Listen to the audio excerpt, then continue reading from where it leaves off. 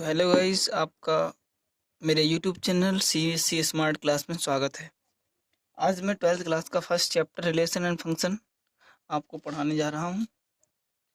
और ये पढ़ाने से पहले मैं थोड़ा 11th क्लास का सेट चैप्टर जो है रिवाइज मैं सोच रहा हूँ थोड़ा उसको रिवाइज करा दूं, ताकि आपको रिलेशन एंड फंक्शन चैप्टर पढ़ने में कोई परेशानी ना हो।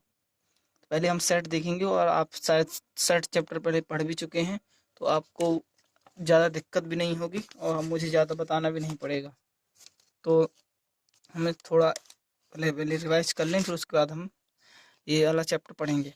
तो सेट सेट किसे कहते हैं? Set well defined collection of object या थिंग्स से कोई भी चीज़ बोल दें जो भी इस वर्ड में हैं, उनको वेल डिफाइंड तरीके से उनका कलेक्शन करें तो उसको सेट बोलते हैं। ये दो प्रकार से होता है। एक फर्स्ट होता है रोस्टर मेथड से, जिसमें एलिमेंट्स हमें कर्ली ब्रैकेट के अंदर दिखाई देते हैं जितने भी एलिमेंट्स होते हैं। एंड सेकंड होता है सेट बिल्डर फॉर्म। इनको अदर फॉर्म में भी बोलते हैं, इन रोस्टर फॉर्म को टेबुलर या इस अदर अदर फॉर्म भी बोलते हैं। उनसे कोई मतलब नहीं है, बस मुझे मेरा इंटेंशन केवल आपको ये चैप्टर थोड़ा रिवाइज कराना है, ताकि अगर आप थोड़ा बहुत भूल गए हों कि सेट किसे कहते हैं, क्या होता है, तो ये सब आपको मैं रिवाइज करा दूँ। और एक दो चीज़ें और बताऊंगा। जो सेट होता है और जो सेट का नेम होता है वो कैपिटल लेटर में उसको डिनोट करते हैं, और उसके जो अंदर के एलिमेंट्स होते हैं वो ऑलवेज स्मॉल लेटर में, जैसे A, B, C। इसको आप स्मॉल लेटर में नहीं लिख सकते, ना ही अंदर आप कैपिटल लेटर का यूज कर सकते हैं। ओके, तो इसका आपको विशेष ख्याल रखना है। और सेकंड, जब हम सेट बिल्डर फॉर्म में इसको लिखते हैं तो इसमें एक वेरिएबल होता है और इसमें सभी एलिमेंट्स दिखाई नहीं देते। इसमें इनफाइनाइट एलिमेंट भी हो सकते हैं। जैसे यहाँ पे एक एक्स है, एक्स वेयर एज, इसको बोलते हैं where as, where x is even less than 10, जिसमें यहाँ पे एक्स एक कर्ली ब्रैकेट के अंदर एक्स है जो कि इवन है, वो भी 10 से छोटा। तो 10 से छोटा 2, 4, 6, 8 ये ऐसे हो गए। ओके, अगर यही होता x is odd less than 10, तो यहाँ पे हो जाता 1, 3, 5, 7, 9। इतने एलिमेंट्स इसके अंदर आ जाते। ये हो जाती रोस्टर फॉर्म। और इसी की अगर हमें सेट बिल्डर फॉर्म में कन्वर्ट करना है अगर, तो इसको लिखेंगे x where x is odd less than 10। Okay, उसके बाद आते हैं सबसेट पर। सबसेट किसे कहते हैं? सेट के ही सेट को, अगर हम जिस सेट में एलिमेंट हैं उसके द्वारा उसी से उसका कार्टेशियन प्रोडक्ट करा के, या फिर उसकी एलिमेंट से हम कितने सेट बना सकते हैं, उनको सबसेट बोलते हैं। जो मतलब एलिमेंट जो सेट उसके अंदर हो एक बार से, तो उसका फॉर्मूला होता है number of subset equal to 2 की पावर n। यहाँ पर n होता है नंबर ऑफ एलिमेंट्स, उस सेट में नंबर ऑफ एलिमेंट्स कितने हैं। तो अगर जैसे एक सेट है ए, उसमें 3 एलिमेंट हैं, 3, तो उसमें नंबर ऑफ सबसेट सबसेट कितने हो गए? 2 की पावर 3, मतलब कि 8। और हम निकालेंगे कैसे उनको? जैसे एक सब ये हो गया, ये है, तो टोटल सबसेट होंगे। एक तो खुद होगा ये, एक बी होगा, एक सी हो गया, एक ए कॉमा बी हो गया, एक बी कॉमा सी हो गया, एक ए कॉमा सी हो गया, एक ए बी सी तीनों हो गए, एक हो गया फाई। इसको बोलते हैं फाई। इसको डिनोट करते हैं ऐसे। इसको कर्ली ब्रैकेट के अंदर नहीं लिखते, ये केवल सिंगल रहता है हमेशा ऐसे ही। ओके, तो अब हम आते हैं पावर सेट पर, मतलब कि collection of all subset, all सभी सबसेटों का कलेक्शन। जैसे ये हो गए सबसेट, ए के सबसेट हो गए ये सारे। अगर इनको हमने एक पी नाम के सेट में अंदर कर दिया, पी इक्वल टू ये ऐसे करके, अगर ऐसे कर दिया ए कॉमा बी कॉमा करके बी कॉमा सी, सभी 8 को अगर हमने लिख दिया ऐसे, A comma B comma C and phi, इन सभी को लिख दिया अगर, और तो ये हो गया जो पी है, ये कहलाएगा power of set. Okay guys, मतलब कि जो नंबर जितने भी सबसेट हों वो उनका कलेक्शन ऑफ ऑल सबसेट का हम पावर ऑफ सेट बोलते हैं। ठीक है। अब आता है कार्टेशियन प्रोडक्ट। कार्टेशियन प्रोडक्ट किसे कहते हैं, तो मैं इसको थोड़ा रफ कर दूं। अगर आपको अगर ये लिखना है तो प्लीज़ वीडियो को बैक करके स्क्रीनशॉट ले लें या फिर इसको लिख लें ताकि मैं इसको रफ कर दूं। तो अभी मैं इसको फ़िलहाल रफ कर दे रहा हूं। तो यहाँ पे जैसे अब बता रहा हूँ मैं कार्टेशियन प्रोडक्ट। कार्टेशियन प्रोडक्ट क्या होता है, जैसे अगर एक ए सेट है एंड एक है, जैसे इसमें ए कॉमा बी कॉमा सी है एंड एक बी है जिसके अंदर डी और एफ कॉमा ई है। तो अगर हमने ए क्रॉस बी कराया मतलब कार्टेशियन प्रोडक्ट, तो इसका जो ए है,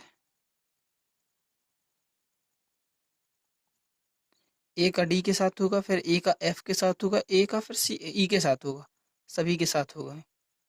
इनको ये स्मॉल ब्रैकेट ए कॉमा डी, ए कॉमा एफ, इसी प्रकार से डैश डैश ए कॉमा ई हो जाएगा, फिर बी कॉमा डी होगा, फिर सी और बी कॉमा एफ हो जाएगा, फिर बी कॉमा ई होगा, फिर सी कॉमा डी, फिर सी कॉमा एफ, फिर सी कॉमा ई।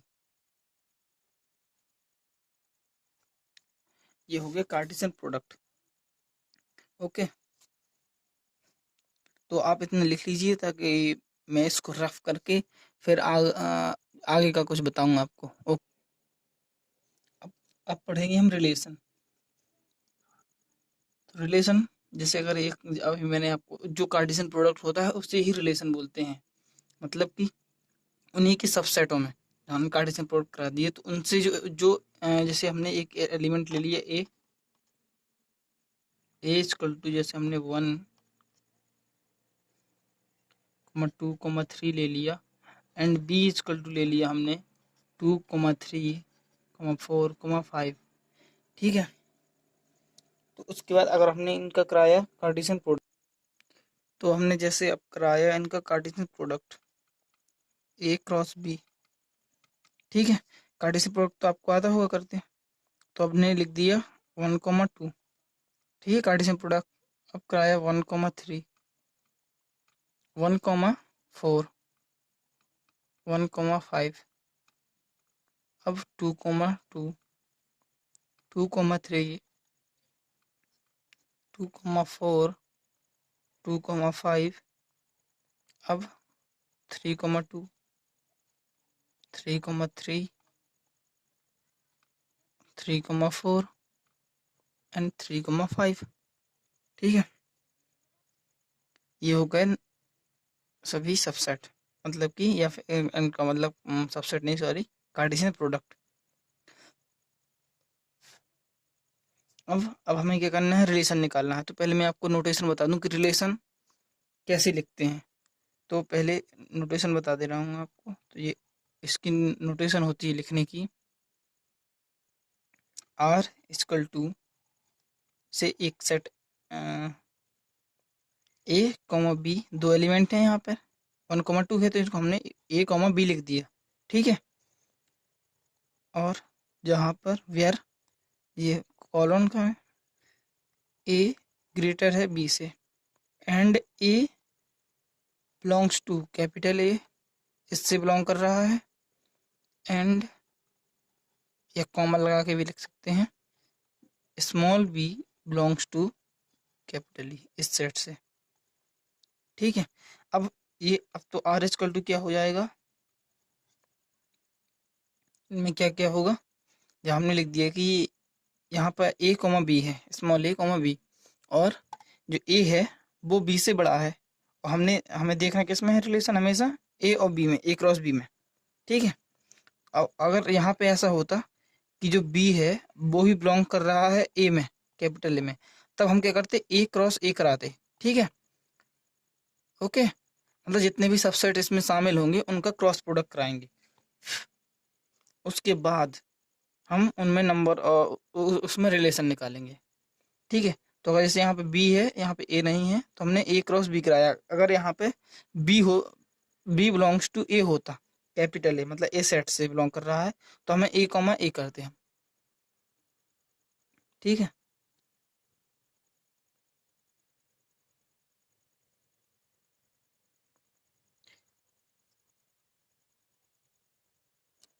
तो जो तो अब जैसे ए बी से बड़ा है, तो हम देखेंगे जैसे ये फर्स्ट है, ए 1 2 से छोटा है तो ये नहीं होगा, तो ये 1 3 से छोटा है ये भी नहीं होगा, 1 4 से छोटा है यहाँ ये भी नहीं होगा, यहाँ 2 2 2 3 2 4 2 5 3 2 ये हो जाएगा, क्योंकि यह ए है ए और ए है बी, तो ए ग्रेटर है बी से, तो यहाँ पे होगा 3 2, ठीक है।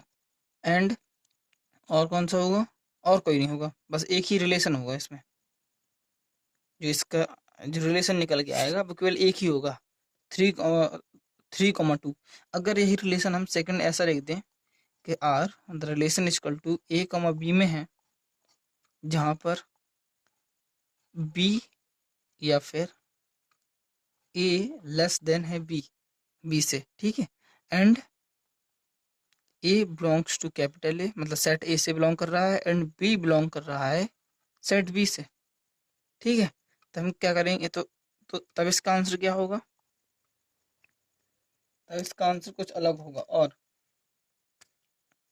तो इसका आंसर होगा जब ए बी से छोटा है, जब ए बी से छोटा है, मतलब अब हम इसमें देखेंगे तो ये सभी हो जाएंगे 1 2 1 3 1 4 1 5, और ये नहीं होगा क्योंकि ये इक्वल है, 2 3 2 4 2, और ये 2 4 दो बार हो गया, सॉरी, और 3 4 एंड 3 5 ये सभी आ जाएंगे इसमें, क्योंकि ये जो ए है उसको हमको बी से छोटा रखना है, और ए क्या है, ये फर्स्ट एलिमेंट, ठीक है। तो ये 1 2 हो जाएगा,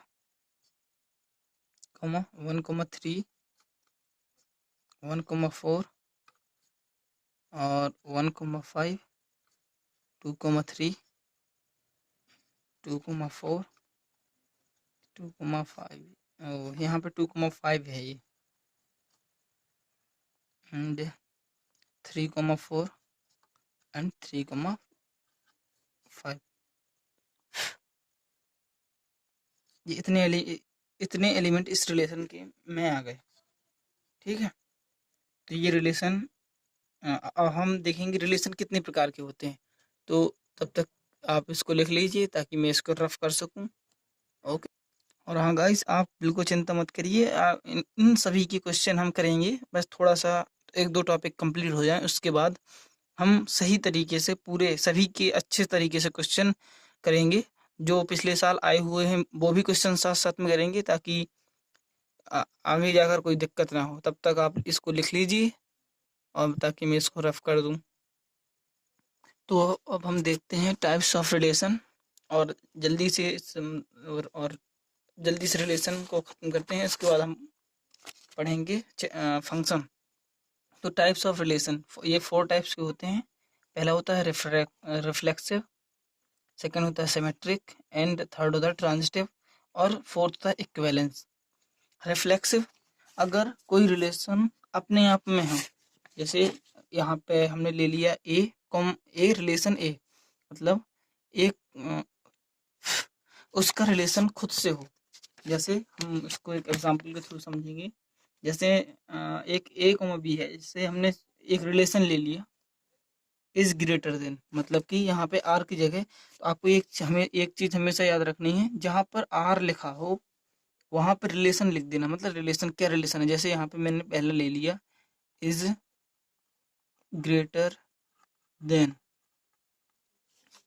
मतलब कि ए इज ग्रेटर देन ए, तो ये सही है, नहीं है सही, तो ये जो रिलेशन होगा वो रिफ्लेक्सिव नहीं होगा, क्योंकि ए इज ग्रेटर देन ए नहीं हो सकता, तो ये फॉल्स हो गया, ठीक है। मतलब कि ये जो रिलेशन है ए मतलब इज ग्रेटर देन वाला, ये रिलेशन रिफ्लेक्सिव नहीं हुआ, ठीक है। अगली बार हम देखेंगे सिमेट्रिक, मतलब कि ए रिलेशन बी, मतलब कि A is greater than B. अगर इसका मतलब ये हुआ, अगर ये रिलेशन है आपने अपने मन से बना लिया, मतलब कि ये ऑलरेडी एग्जिस्ट कर रहा है, तो इस रिलेशन को भी एग्जिस्ट करना चाहिए।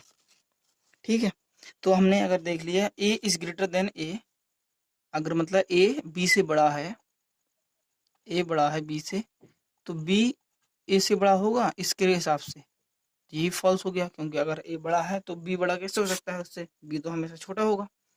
तो अब हम आते हैं ट्रांजिटिव में।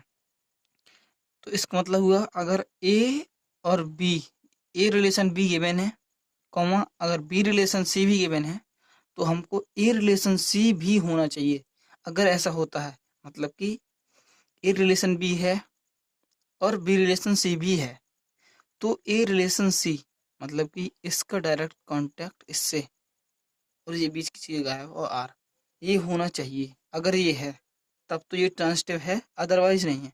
मतलब कि अगर A is greater than B, मतलब कि A is greater than B and इसके हिसाब से B is greater than C, मतलब कि तो इम्प्लाइज दैट, इसका साइन इम्प्लाइज है, तब ए ग्रेटर सी, तब ये ए ग्रेटर सी होगा। हाँ ये दिख रहा है, क्योंकि जब ए बी से बड़ा है और बी भी सी से बड़ा है तो ए होगा, ये सी से बड़ा तो वैसे ही हो गया। तो ये वाला रिलेशन हो गया इज ग्रेटर देन वाला, ये हो गया ट्रांजिटिव। ठीक है, और इक्विवेलेंस तब बोलते हैं हम जब रिफ्लेक्सिव भी हो, सिमेट्रिक भी हो और ट्रांजिटिव भी हो। तो हम एक दो एग्जांपल इसका भी देखेंगे जो इक्विवेलेंस हो। तो ये हो, आगे समय नया आया हो तो एक बार वीडियो को फिर से बैक करके देख लें, नहीं तो मैं जब ये ख़त्म होगा टाइप्स ऑफ रिलेशन तो मैं एक बार फिर से को बता दूंगा। तो एक एग्जांपल और लेते हैं जो अब हम देखते हैं, जैसे कि इज इक्वल टू, यहाँ पे मैंने अगर लिख दिया इज इक्वल टू, मतलब कि आर की जगह हमें इज इक्वल टू प्लेस करना है। ए इज इक्वल टू ए खुद के इक्वल तो हो गया, तो ये रिफ्लेक्सिव हो गया। ठीक है, क्योंकि वो अपने आप के इक्वल तो वैसे ही होगा। अब सेकंड में देखते हैं हम सिमेट्रिक में, ए इज इक्वल टू बी, अगर ए इक्वल टू बी है तो इसके हिसाब से क्या बी इक्वल टू ए भी होना चाहिए। ये तो होगा, जब ए इक्वल टू बी है तो बी इक्वल टू ए तो वैसे ही हो जाएगा। ठीक है, ये सिमेट्रिक भी हो गया। अब हम थर्ड देखते हैं ट्रांजिटिव, मतलब कि अगर ए इक्वल टू बी है एंड इसके हिसाब से बी इक्वल टू सी है, तब होना क्या चाहिए, ए इक्वल टू सी होना चाहिए। और जब, तो ये तो छोटा बच्चा ही बता सकता है कि अगर ए इक्वल टू बी है, बी इक्वल टू सी है, तो ए इक्वल टू सी तो वैसे ही हो गया। तो ये ट्रांजिटिव भी हो गया, और जब ये तीनों हो गए तो इक्विवेलेंस भी ये हो गया। ठीक है, तो इज इक्वल टू वाला रिलेशन इक्विवेलेंस हो गया। अब हम देखते हैं जैसे पैरेलल वाला, जैसे हमने सोच लिए इज पैरेलल। ठीक है, अगर इस पैरेलल ले लिया, मतलब कि ए इज पैरेलल टू ए। हाँ, ये जैसे अगर एक लाइन ए है और यही एक ए है, पैरेलल का मतलब क्या होता है, ये एक दूसरे को इंटरसेक्ट ना करें या फिर उनके बीच में एंगल हो जो वो जीरो हो। ठीक है, तो जब एक लाइन यही है और सेम लाइन दूसरी भी यही है, तो इनके बीच में एंगल कितना हो गया, 0 डिग्री का। तो ये पैरेलल हो गया, मतलब कि ये रिलेशन रिफ्लेक्सिव हो गया। ठीक है, तो ये रिफ्लेक्सिव भी हो गया। अब हम बात करते हैं सिमेट्रिक की, मतलब कि अगर ए एक लाइन है और एक बी लाइन है, वो आपस में पैरेलल है, तो बी और ए आपस में पैरेलल होंगी, बिल्कुल होंगी। तो ये सिमेट्रिक भी हो गया। अब आते हैं ट्रांजिटिव में। ट्रांजिटिव मतलब अगर एक लाइन ए है दूसरी लाइन बी है, ठीक है, और हमें गिवन है कि ए और बी आपस में पैरेलल है, और एक सी लाइन है जो कि बी के पैरेलल है, तो क्या ए और सी पैरेलल होंगी? हाँ बिल्कुल, जब इन दोनों के बीच में एंगल 0 है, और इन दोनों के बीच एंगल 0 है, मतलब कि ये इसके पैरेलल है और ये लाइन इसके पैरेलल है, तो ऑब्वियसली ए और सी आपस में पैरेलल होंगी, तो ये ट्रांजिटिव हो गया, मतलब कि ये इक्विवेलेंस हो गया। ओके, तो अब हम देखेंगे कि जैसे इस डिविजिबल वाला, इस डिविजिबल। मैं इसको ऊपर लिख दे रहा हूँ, ठीक है। यहाँ पर इज डिविजिबल वाला,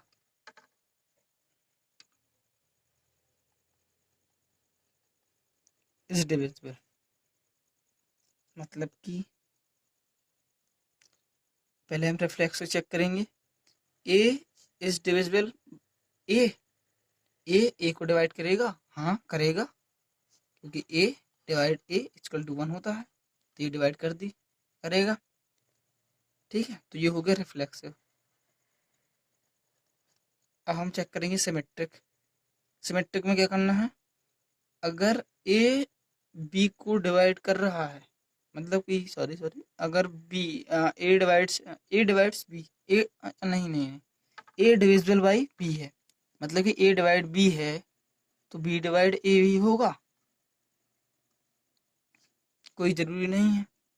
अगर यहाँ ये 2 है और एक जैसे यहाँ पे 4 है, ये 2 है, ए की वैल्यू 4 है और बी की वैल्यू 2 है, तो ये 4 2 को डिवाइड 2 4 को डिवाइड कर देगा, लेकिन 4 2 को डिवाइड नहीं कर पाएगा। इंटीजर में वैसे डेसिमल में तो कर देगा, 0.5 आ जाएगा, लेकिन इंटीजर की बात करेंगे जब हम डिविजुअल की बात करेंगे तो, ठीक है। तो ये तो ये सिमेट्रिक नहीं हुआ, ठीक है। अब हम देखें ट्रांजिटिव। अगर ए डिवाइड्स बी, मतलब ए बाई ए अपॉन बी है, बी को डिवाइड कर रहा है, बी भी सी को डिवाइड कर रहा है, सी बी को डिवाइड कर रहा है, तो ए अपॉन सी होगा, हाँ बिल्कुल होगा, क्योंकि अगर ये 4/2 है, ठीक है, और नहीं जैसे हम थोड़ा बड़ा एग्जाम्पल ले, जैसे हमने 8/4 कर दिया और यहाँ पे 4/2 कर दिया, तो 8/2 तो वैसे ही होगा, मतलब कि ये हो गया ए, ये हो गया बी, ये हो गया बी, ये हो गया सी, तो ये क्या हो गया ए कॉमा सी, मतलब कि अगर ए कॉमा बी है, बी कॉमा सी भी है, तो ए कॉमा सी भी होगा, ठीक है। तो ये हो गया ट्रांजिटिव, ये रिफ्लेक्सिव भी हो गया, ट्रांजिटिव भी हो गया, तो ये इक्विवेलेंस नहीं हुआ क्योंकि ये सिमेट्रिक नहीं है, ठीक है। तो अब इस वीडियो को यहीं रहने देते हैं, अगली क्लास में पढ़ेंगे हम लोग फंक्शन। तब तक के लिए धन्यवाद। अगर आपको ये वीडियो अच्छा लगा हो तो प्लीज़ लाइक कीजिए, अपने दोस्तों के साथ शेयर कीजिए ताकि वो भी इस क्लास का फ़ायदा उठा सकें। और प्लीज़ अगर आप मेरे चैनल पर नए हैं तो चैनल को सब्सक्राइब कर दीजिए और बेल आइकन को भी प्रेस कर दीजिए साथ ही साथ, ताकि आपको ढेर सारे अपडेट मेरे वीडियो के मिलते रहें। तब तक के लिए मिलते हैं नेक्स्ट वीडियो में, तब तक के लिए बाय, टेक केयर।